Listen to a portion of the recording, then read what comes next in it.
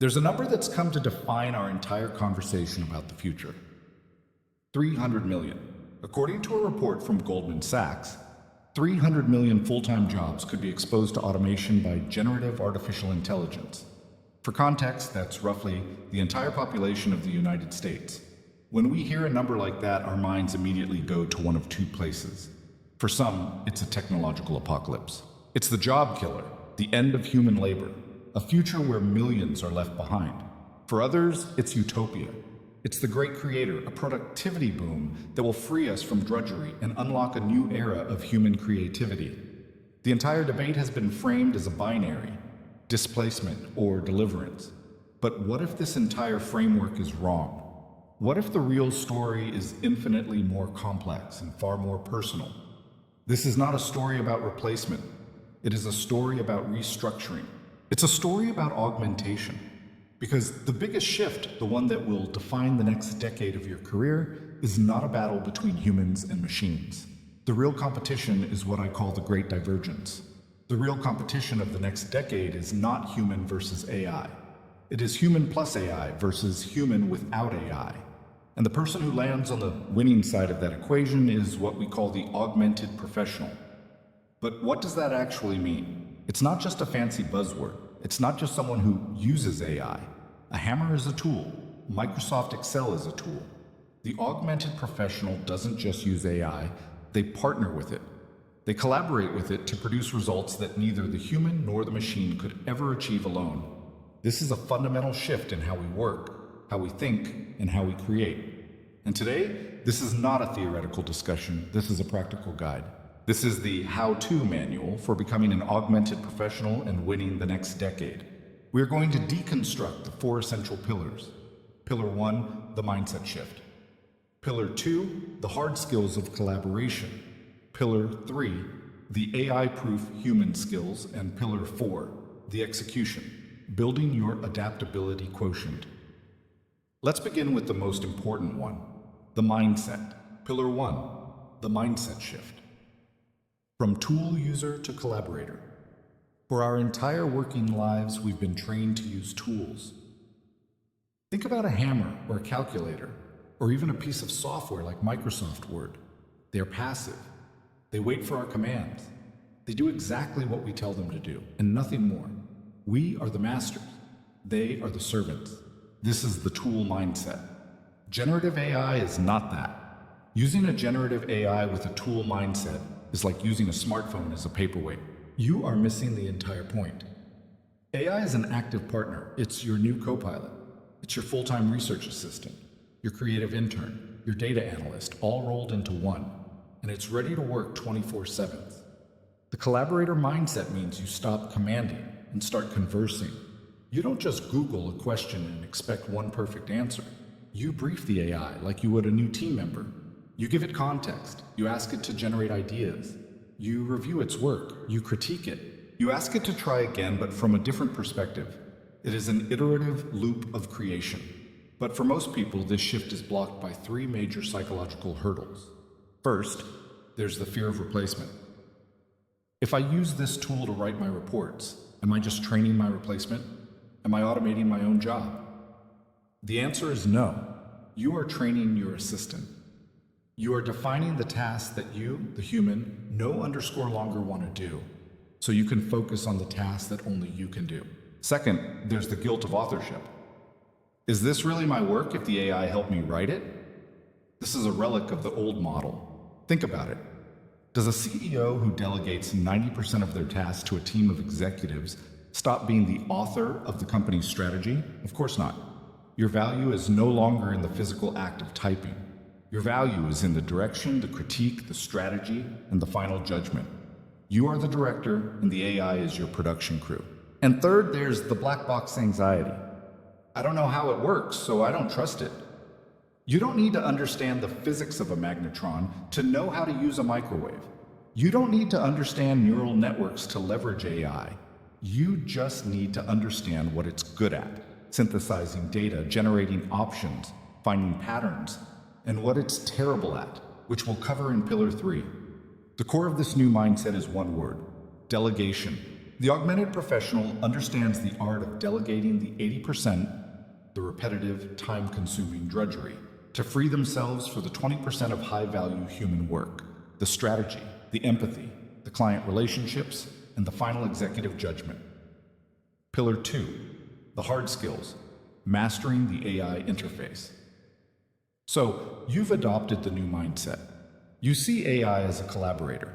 Now, what do you actually do? What are the new hard skills? There are 3, and they are the new foundation of professional literacy: the art of the prompt, the skill of curation, and the power of integration. First, the art of the prompt. Prompt engineering sounds technical, but it's not. It's the new typing. It's the single most important skill for getting value from AI. The quality of your output is 100% dependent on the quality of your input. Garbage in, garbage out. A weak prompt is, write me a blog post about coffee. You will get a generic, useless C- article. A strong prompt is a conversation. It uses 3 techniques. First, assigning a role. I want you to act as a master copywriter and a coffee sommelier. Second, providing context. I'm writing a 1,000-word blog post for my e-commerce site. The target audience is 25 to 35-year-old professionals. The goal is to sell our new Morning Focus blend. Here's a link to the product page, and here are our top 3 customer reviews. Use a tone that is witty, informative, and aspirational. And third, iterative refinement. That's a great start. Now, take section 2 and expand it. Make the language more sensory, and give me 5 headline options that create a sense of urgency. That is the difference between a command and a collaboration. The second hard skill is the skill of curation. This is perhaps even more important than prompting. AI is a volume generator. It will give you 10 headline ideas, 100 lines of code, or 3 different marketing strategies. 9 of those headlines will be bad. Most of that code will have flaws. One of those strategies will be nonsensical. The AI gives you volume. You must provide taste. The AI gives you options. You must provide judgment. The augmented professional is not a writer. They are a chief editor. They are a curator. Their job is to sift through the noise, spot the signal, find the 10% of gold, and discard the 90% of dross. The AI's first draft is never the final draft. Your job is to spot the hallucinations, to fact-check the data, and to inject the unique brand voice and strategic insight that the AI simply cannot have. This leads to the third skill, the power of integration. This is where you put it all together. Let's look at a case study. Anna, the augmented marketer. Her old way of working looked like this. On Monday, a 2-hour strategy meeting. Then 3 hours of keyword research. On Tuesday, 4 hours writing a 2,000-word blog post. On Wednesday, 1 hour writing 5 social media posts. Then another hour writing an email newsletter. Total time, the 10 hours of fragmented manual work. Now, look at her new way as an augmented marketer. Step 1. Anna, the human, sets the strategic goal for the quarter. Step 2. She briefs her AI co-pilot, feeding it the meeting notes, sales data, and target audience persona. She asks it to do the full keyword research and generate 5 blog post outlines. This takes 10 minutes. Step 3. Anna and her human team review the outlines. They brainstorm, picking and choosing elements, using the AI's output as a creative spark. They finalize one strategic outline. Step 4. Anna asks the AI to write the first draft of the blog post based on their new detailed outline. This takes 15 minutes. Step 5. This is the most important part. Anna now spends 1.5 hours not writing from scratch, but editing. She rewrites the intro to be more compelling. She adds a personal anecdote. She injects the brand's unique voice, and she fact-checks the data. She transforms the B+ draft into an A+ final piece. Step 6. She then feeds the final human-approved article back to the AI, and her prompt is, based on this final article, generate 5 witty tweets, 2 LinkedIn posts, and 1 150-word email newsletter. This takes 5 minutes. Her total time? Around 2 hours instead of 10. But she didn't just save 8 hours. She reallocated those 8 hours from drudgery to strategy. She's now using that time to talk to customers, analyze campaign performance, and plan her next big move. She didn't get replaced. She got a 5x promotion in her productivity. That is integration. Pillar 3, the AI-proof human skills. The hard skills we just discussed are critical, but they also have a short half-life. The best prompt today will be an obsolete button in the software tomorrow. So, what is the long-term AI-proof foundation for your career? It's the skills that AI becomes worse at, as the world becomes more saturated with AI-generated content. These are the human skills, and they are now the most valuable, highest-paid skills in the market. First, critical thinking and strategic judgment. AI is a powerful synthesizer, but it is a terrible critic. It is a yes man.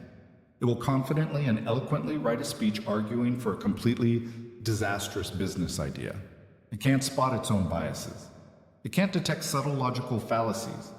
It has no common sense, and it has absolutely no strategic vision. It doesn't know why one idea is strategically better than another for your company's 5-year plan. You provide the why. You are the filter. You are the strategist. Your value is in questioning the AI's output. Second, and most importantly, emotional intelligence and empathy. AI can mimic empathy. It can write a caring email, but it cannot feel. It cannot build trust. It cannot read the room in a tense negotiation. It cannot look a team member in the eye and build a sense of psychological safety. Let's look at case study 2. David, the augmented manager. David has a team member, Mark, who has been underperforming and seems disengaged. The old way, and the wrong way to use AI, would be to ignore the problem or just have a vague, awkward conversation. The augmented way looks like this. Step 1. The AI copilot. David uses his AI privately as a data analyst. He asks it to analyze Mark's last 6 months of logged output, compare it to the team average, and identify any objective patterns. The AI provides an objective, data-driven, non-emotional summary. Step 2. The AI roleplay. David then prompts the AI, I'm going to have a difficult feedback conversation. Act as a management coach. Let's roleplay. I'll be me, you be Mark. David practices his opening lines, his key feedback points, and how to respond to defensive answers. Step 3. The human value. Now, the most important part. David turns off the computer. The AI cannot be in the room for this conversation. The AI cannot sit down with Mark, look him in the eye and say, Mark, I've noticed you seem disengaged. I value you. Is everything okay? The AI cannot show genuine vulnerability. It cannot read Mark's body language. It cannot build the human-to-human connection required to solve the real problem. The AI provided the data, David provides the humanity and the leadership. In an age of AI, these soft skills are now the hardest and most valuable skills of all. Finally, there's strategic vision and creative initiation. An AI is passive. It needs a prompt. It cannot and will not wake up in the morning with a spark of curiosity. It will never ask, what if we tried? Or why do we do it this way? Your value is in that spark. It's in the initiation of new ideas. An AI can help you build a ship, but it can't tell you which ocean to sail or why you're sailing in the first place. You are the captain. You set the North Star. Pillar 4, the execution. Building your adaptability quotient. We have the mindset, the hard skills, and the human skills. There's one last piece, making it last. The ground is moving beneath our feet. The World Economic Forum estimates that 40% of your current core skills will be outdated in 5 years. This means the old model of finish school, get a job, work 40 years, retire, is not just outdated, it's dead. Your new job description, no matter your title, is lifelong learner. In the 20th century, we measured success by IQ, or intelligence quotient. In the 21st, we added EQ, or emotional quotient. The new metric for the augmented age is AQ, your adaptability quotient.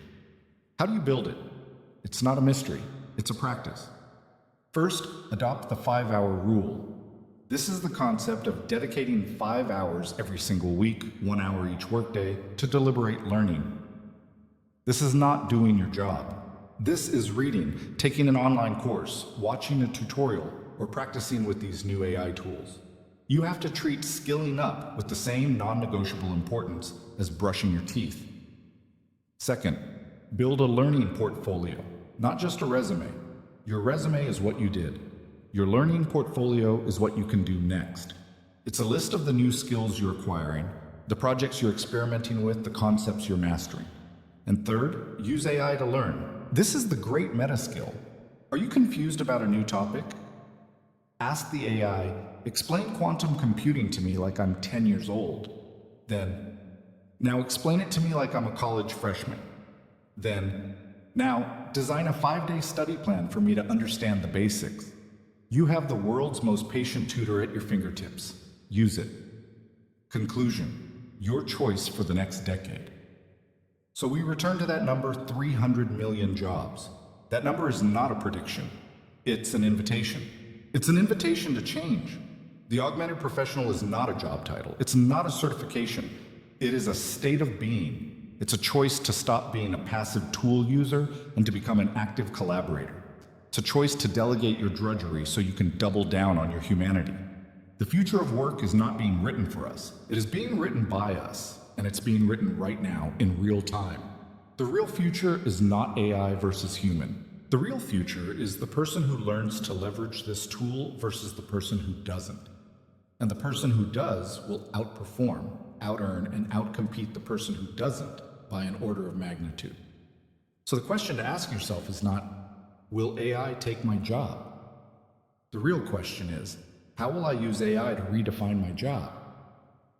Start today.